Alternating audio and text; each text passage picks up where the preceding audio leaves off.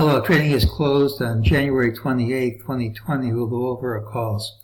We called for a pause in the decline with a pattern with the early high, and that's what we got.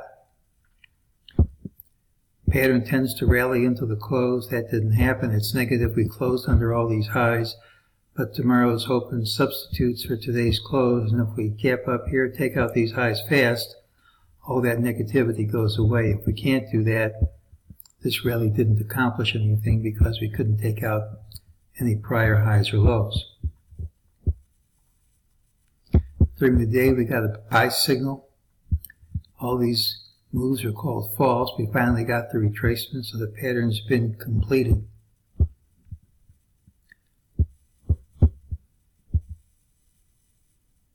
Here's what we said.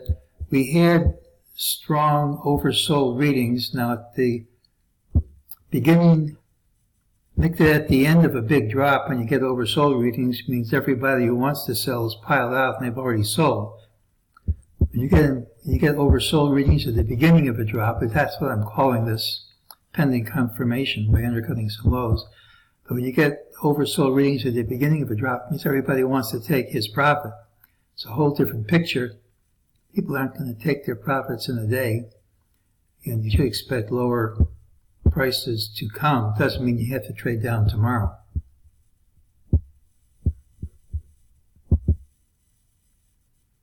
We do have the volume spike, and volume spikes are associated with market lows. So even though I think this will be undercut later, I would expect it to last more than a day. I expect at least a little bit higher prices first, but that's not an absolute guarantee, but that's what I'm looking for.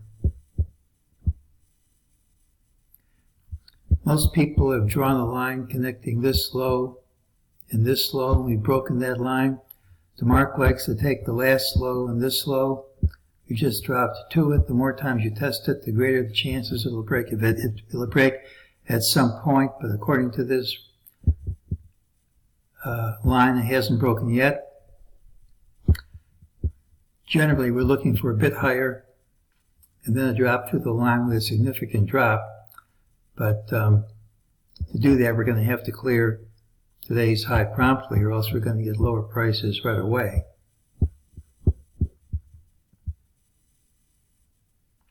So far, we just have a 50% retracement of this drop. Here's Fibonacci ping pong.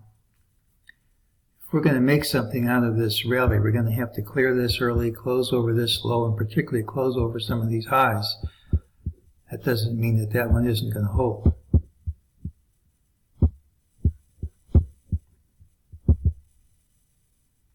Wednesday's pattern has the early high. Doesn't mean you won't gap down. Only safe prediction about a day with an FOMC announcement is I can't really predict what will happen. Period afterwards often has a whipsaw.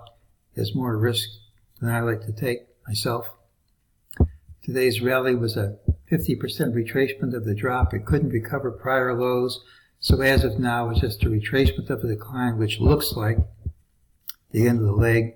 We still need to undercut some prior lows. As I said, if we couldn't trade under yesterday's close by 1 cent, couldn't take out some lows, it could just be a false break. Not what I'm calling it, but can't rule it out. Today's pattern typically closed near the high. It's negative, it didn't. Tomorrow's open's a substitute for today's close. If we can't take the high out promptly, lower prices should print. I don't know why this gives me a hard time. Okay, tomorrow's pattern. Early high.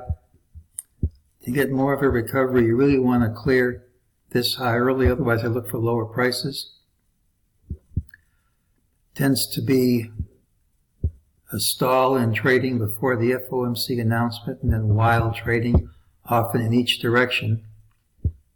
We'll have to see if we can break through this high early, or else we're going to get lower prices sooner rather than later. That's today's call.